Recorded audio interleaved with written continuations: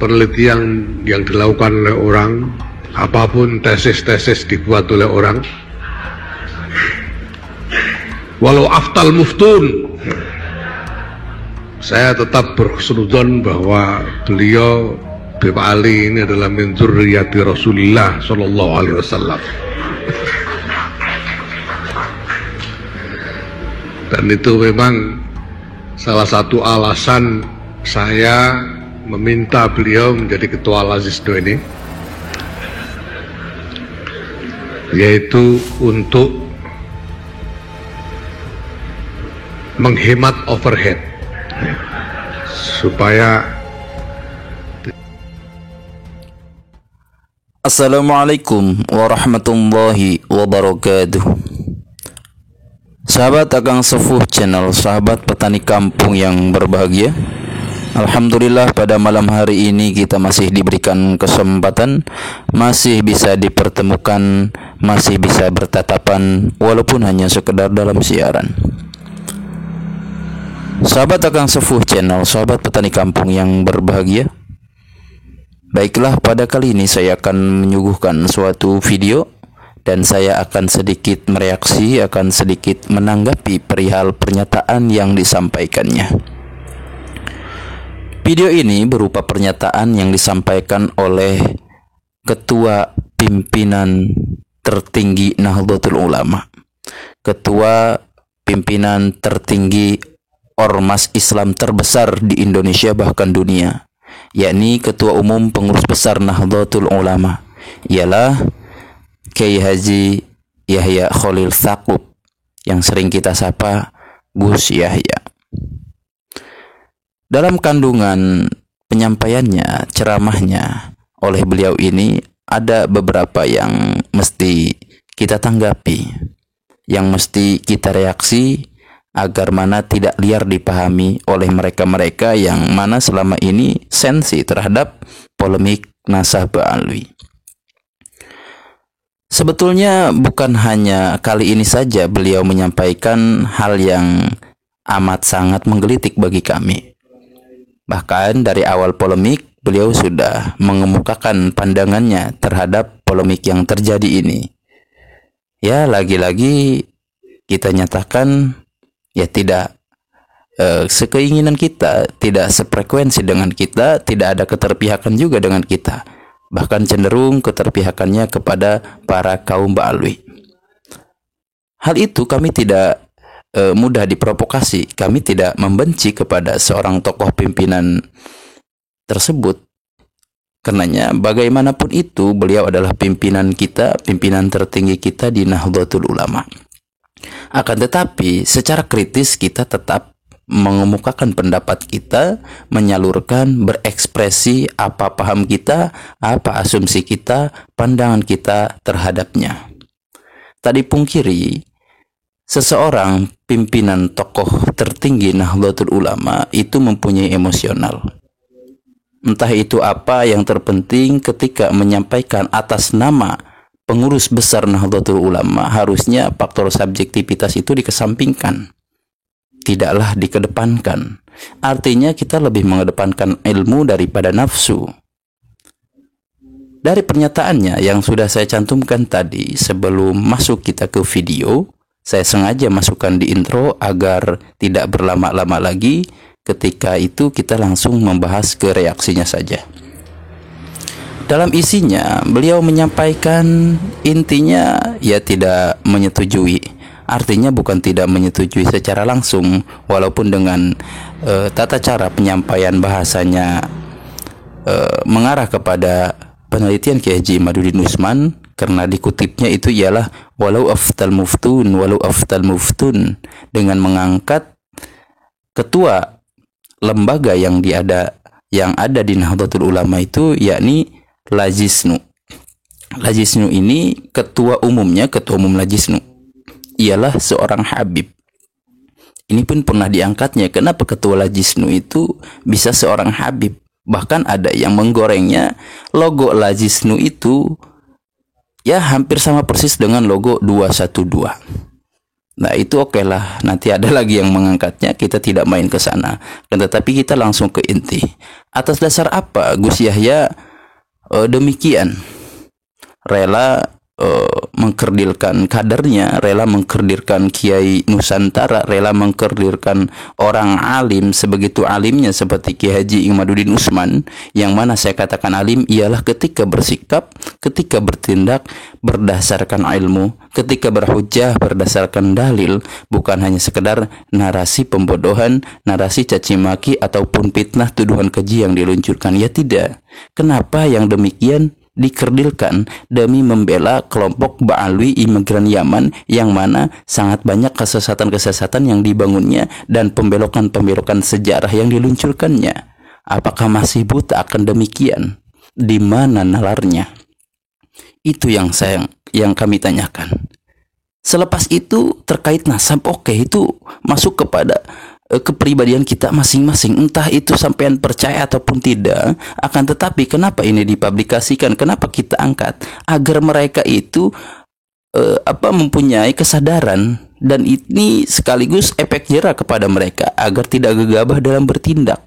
Pembelokan sejarah, kenapa kita bisa percaya? Karena yang membelokkannya itu yang dianggap suci oleh masyarakat, yakni sebagai keturunan Nabi, mempunyai darah sucinya Nabi. Itu salah satu di antaranya. Ormas Islam yang cenderung radikal, bahkan ekstrim, bahkan cenderung teroris pemahamannya, ialah ormas yang dibubarkan oleh pemerintah tahun-tahun kemarin itu. Kenapa bisa laku di Indonesia ini? Bahkan ormas tersebut menantang kebijakan-kebijakan Nahdlatul Ulama, walaupun mereka juga menumpang di ketiaknya Nahdlatul Ulama untuk eksistensinya. Mereka bisa laku karena menjual kesucian nasab Nabi. Itu yang diandalkannya. Jikalau tidak ada demikian, mereka tidak bakalan laku. Harusnya ke sana. Habaib bisa laku di Nahdlatul Ulama. Karena paham yang menghormati secara berlebihan keturunan Nabi, dianggapnya dulu itu ialah Nahdlatul Ulama. Ormas sebelah tidak, Muhammadiyah tidak. Muhammadiyah sudah cendekiawan dalam hal ini, lebih terdahulu terupdate. Tapi Nahdlatul Ulama, ya karena tadi, ya walaupun ya mengikuti jejak spiritual ataupun ajaran daripada leluhur, yang mana kita walaupun tidak ada syariatnya menghormati, mencintai keturunan Ahlu Bait Nabi, akan tetapi ini dalam hal peradaban. It's okay. Jikalau mencintai Ahlu Bait Nabi itu, ya kita seharusnya memang Ahlu Bait Nabi. Mereka kan bukan Ahlu Bait Nabi, walaupun benar mereka itu keturunan Nabi, tapi mereka bukan Ahlu Bait Nabi. Ahlu Baitil Mustafa turihum amanul ardi faddakiri. Mereka bukan Ahlu Bait Nabi. Syubbihu bil anjumi zuhuri mislama qad jaa fi sunani wasafinu lin najati idha khifta min tufani kulli adha. Mereka bukan Ahlu Bait Nabi, walaupun misalkan mereka itu benar keturunan Nabi, tetapi mereka bukan Ahlu Bait Nabi. Akan tetapi hanya saja keturunan daripada Ahlu Bait Nabi. Nah, jikalau kita mengikuti mereka, tidak ada intisari yang didapat, untuk apa? Sedangkan Ahlu Bait Nabi itu ya wajar. Yang dinamakan Ahlu Bait Nabi, semisal banyak yang sudah masyhur dibicarakan, ialah 5 tersebut. Seperti yang ada dalam syairan, li khamsatun utbi biha harral wabail hatimah al mustafa wal murtada wa badahuma wa fatimah. Itu jelas. Secara logis pun kita pahami kenapa kita harus menghormatinya, kenapa kita harus mengikutinya. Karena ada intisari yang dibawanya. Kita mengikuti Ahlu Bait Nabi yang dijelaskan, ya, yang nama-namanya tersirat tadi, itu sewajarnya. Kenapa kita harus mengikuti Sayyidina Ali? Sebab ada intisari di dalamnya yang mengetahui pola tingkah kehidupannya Nabi itu ialah ya menantunya yang ada di rumah tersebut, yakni Sayyidina Ali. Dan Fatimah Az-Zahra itu selaku putranya dari Nabi. dan tentunya paham akan pola tingkah lakunya Nabi itu seperti apa, dan cucunya itu. Dan ketika kita mengikuti itu sewajarnya kita menanyakan, jikalau dahulu kita masih sezaman dengannya, apa yang dilakukan oleh Nabi kita, oleh apa yang dilakukan oleh Rasul kita. Oh, Rasul tidurnya seperti ini, Rasul tidurnya seperti ini. Nah, itu yang dimaksudkan kita mengikuti Ahlu Bait Nabi, ajaran Ahlu Bait Nabi. Dan sekarang ada yang mengaku-ngaku cucunya Nabi, mengatasnamakan Ahlu Bait. Apa intisari yang didapatkannya? Tidak ada elat ke sana. Ini yang mesti dipikirkan. Makanya saya sangat heran ketika ulama Nahdlatul Ulama, yang mana memang beliau kader lembaga Bahsul Masail PBN walaupun kemarin diresapel, dan secara eksplisit beliau menyampaikan pandangannya itu dengan hujah, dengan data yang kuat, dengan ilmu, malah dikerdilkan. Beliau lebih memilih kepada si Habib tersebut. Ini kemana? Ini sangat jauh sekali. Sangat jauh sekali. Apalagi jikalau dibandingkan dengan khitbah Nahdlatul Ulama, yang mana secara sikap kemasyarakatannya menjelaskan 4 prinsip aswaja Ahlus Sunnah wal Jamaah. Seperti yang sudah kita ketahui, ada tawasud dalam khitbah Nahdlatul Ulama. Prinsip aswaja tersebut dalam sikap kemasyarakatannya ada tawasud. Tawasud itu ialah sikap menengahi, moderat lah. Apakah pantas? Apakah pimpinan PBNU sudah menerapkan tawasud ini? Coba bayangkan oleh sahabat-sahabat sekalian, amati, analisa. Apakah tokoh pimpinan PBNU, pimpinan tertinggi Nahdlatul Ulama, sudah menerapkan demikian? Saya pikir tidak. Saya pikir belum mungkin. Saya ini husnudon, belum. Kenapa apa? Kenapa belum? Kenapa tidak? Ya tidaknya ya mungkin ada beberapa faktor yang mereka tidak bisa sampaikan. Belumnya ya mungkin ya tadi khawatir chaos dan yang lain-lain sebagainya. Kita diarahkan untuk oke lah dari rumpun saja dahulu. Kita yang terpenting penyadaran-penyadaran dari rumpun. Nah, ketika terjadinya chaos kita meminimalisir lah, tidak terlalu langsung bergejolak. Kalau misalkan di rumpun, di bawah yang menyampaikan pendapat, aspirasi, ya itu ya bisa ditanggulangi karena ini aspirasi masyarakat, bukan keputusan langsung dari PBNU. Oke, ya mungkin siasatnya itu yang kami pahami gitu ya, hemat kami ya mungkin ke sana. Itu kami berhusnudzon. Akan tetapi tawasud yang mana yang mungkin mereka maksud? Sedangkan untuk menjadi tawasud itu, yakni moderat ya, harus cerdas. Entah itu pemikirannya, entah itu emosionalnya. Bukan mengedepankan subjektivitas, kan demikian. Intinya, ketika contohnya ginilah, ada orang yang menjadi wasit dalam pertandingan sepak bola. Tiba-tiba dia jadi wasit. Padahal tidak paham bagaimana pertandingan sepak bola tersebut. Apakah pantas dinamakan wasit? Tidak langsung didemo saja. Apalagi ada faktor subjektivitas semata, semisal wasit Bahrain kemarin di pertandingan sepak bola antara timnas Indonesia dengan tim Bahrain. Ya ini kan konyol. Ya kita boleh juluki PBNU sekarang ialah seperti wasit Bahrain kemarin.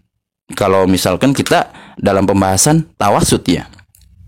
Nah, intinya berarti jikalau ingin tawasud berarti PBNU harus cerdas. Itu entah dalam keilmuannya, memahami dalam polemik ini, ikuti alurnya berarti dari awal sampai akhir. Maksudnya apa? Atas dasar apa? Intisarinya apa? Substansinya apa? Dampaknya apa? Harusnya pimpinan NU peka akan seperti ini. Jangan tiba-tiba menuduh, memfitnah. Masya Allah, ini kan sangat lucu. Apalagi jika dibawakan ke i'tidal. Itu prinsip, 4 prinsip aswaja. Nanti saya sebutkan selanjutnya. I'tidal, yakni berbuat adil. Nah, sekarang saya tanyakan kepada sahabat, apakah PBNU sekarang sudah berbuat adil? Saya rasa tidak. Karena apa? Kita bisa lihat pernyataan-pernyataan yang dilontarkannya, yang dikeluarkannya, itu tidak ada keadilan di sana. Lebih ke menyudutkan Kiai Haji Imaduddin Usman, lebih ke menyudutkan yang memang ikut-ikutan membahas nasab ini. Sedangkan pernyataan tersebut dilontarkan oleh pimpinan tertinggi, entah itu dari Tanfidiyah sampai ke Roisannya. Ini kan lucu. Ada apa? Kita sudah bisa menganalisa, walaupun saya tidak sampaikan juga di sini, karena sudah banyak yang mengetahui perihal ini. Faktor apa yang mempengaruhinya sehingga mereka bisa demikian? Kan itu. Dan juga jikalau dibawakan ke tasamuh, apakah sudah pantas? Apa itu tasamuh? Tasamuh itu ya toleran. Toleran terhadap perbedaan pandangan kan. Nah, apakah mereka sudah toleran? Coba pikir oleh sahabat. Analisa. Amati, mereka sudah bersikap tasamuh belum? Tidak ada toleran dalam hal ini. Karenanya apa? Dalam pernyataannya mereka langsung menyudutkan apa yang sekarang diluncurkan. Mereka langsung menyudutkan selaku penggagas polemik nasab ba'alwi ini. Ya kan? Coba lihat pernyataannya dari Rois Am, pernyataannya dari Ketua PBNU bidang keagamaan, pernyataannya dari Ketua Umum Tanfidiyah PBNU itu sendiri. Apakah sudah tasamuh? Saya tanya sekali lagi, ada tidak tasamuh dalam pernyataannya itu? Tidak ada sama sekali. Apalagi kalau dibawakan juga dengan tawazun. Tawazun itu ya seimbang. Yakni dalam sikap apapun itu mereka dengan penuh pertimbangan kan. Ya seimbanglah dalam berkhidmat kepada Tuhannya, ya wis oke, kepada masyarakat dan sesama umat manusia. Tanyakan, saya tanya kepada sahabat, apakah PBNU sekarang sudah tawazun dengan berbagai pertimbangan? Saya rasa tidak. Karena apa yang kita lihat? Coba sikapnya itu seperti apa? Harusnya ketika mengeluarkan pendapat, mengeluarkan pernyataan, itu memang harus ditelisik dahulu. Ini pertimbangannya apa? Apakah ilmu? Ya tidak. Karena apa? Isinya ya demikian-demikian saja. Tidak ada kemaslahatan yang dikeluarkannya. Sedangkan kan tawazun tersebut, ya berarti 4 prinsip ini untuk kemaslahatan umat. Sedangkan yang mereka luncurkan itu malah bukan kemaslahatan, akan tetapi mengkerdilkan kader Nahdlatul Ulama itu sendiri.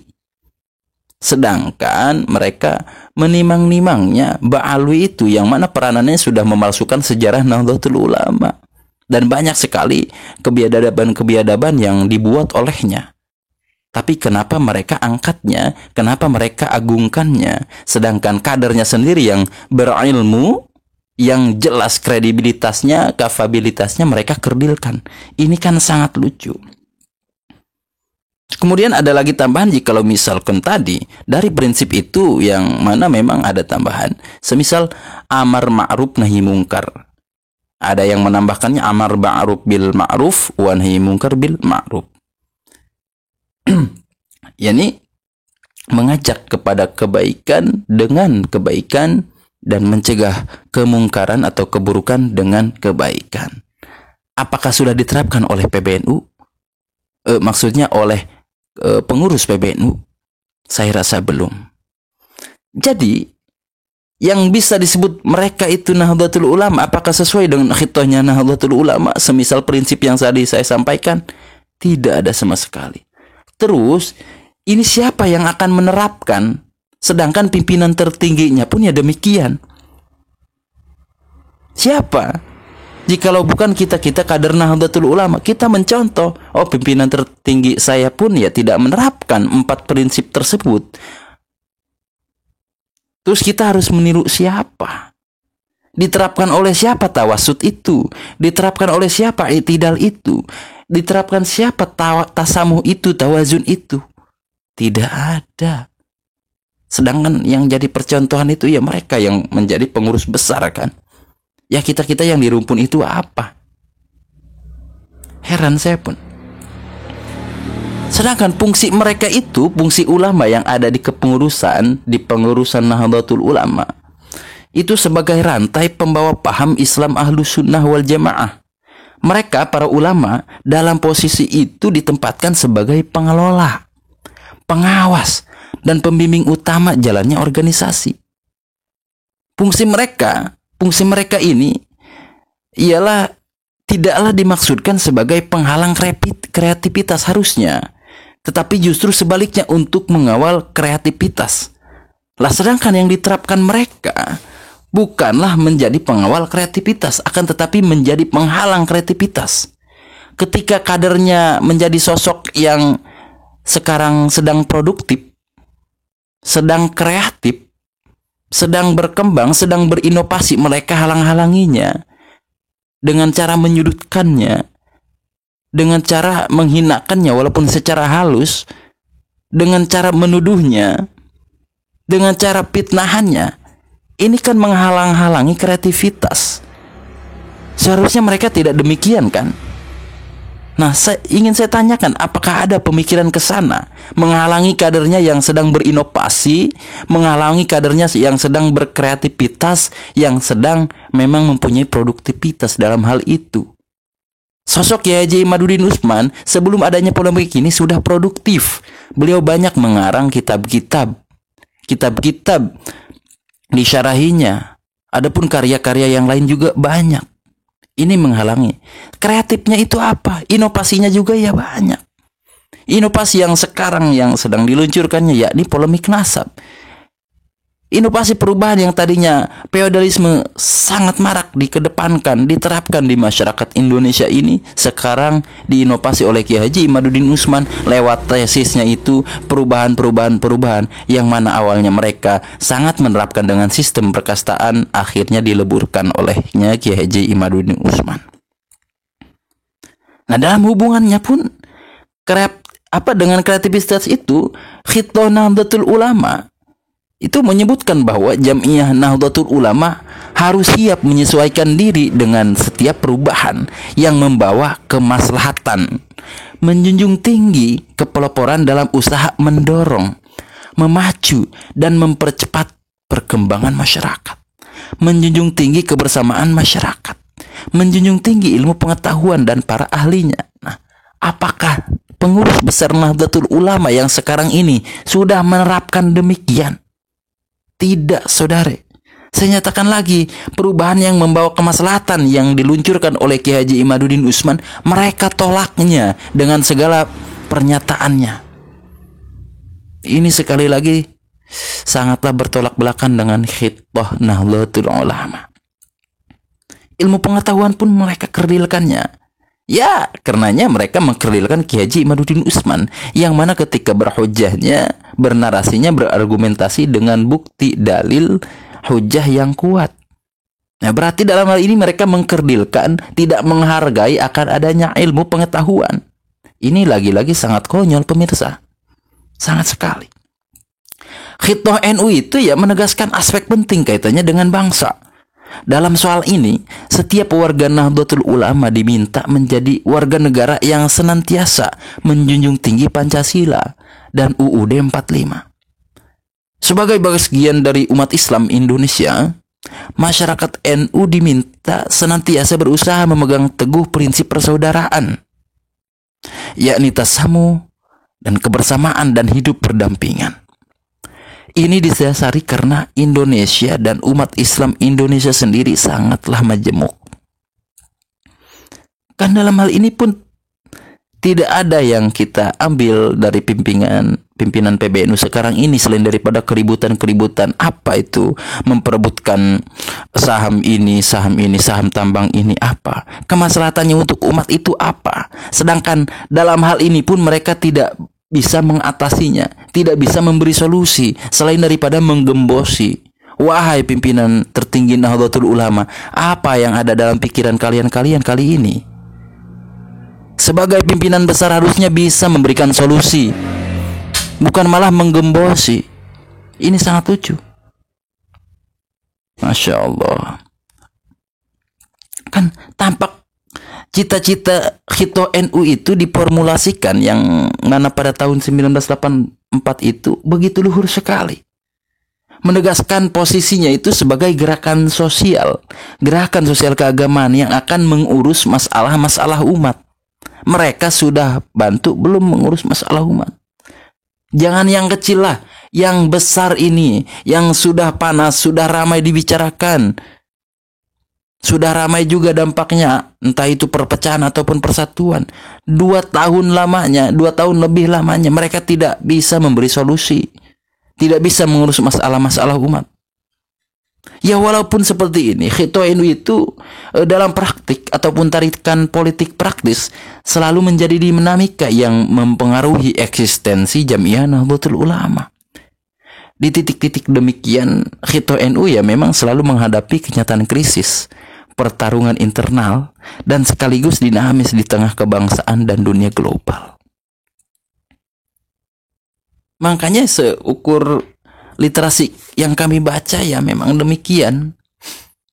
Entah sangat sulit sekali menerapkan Khitu Nahdlatul Ulama. Jangankan kita yang di rumpun, yang di atas pun, pimpinan tertinggi pun tidak bisa menerapkan itu semua.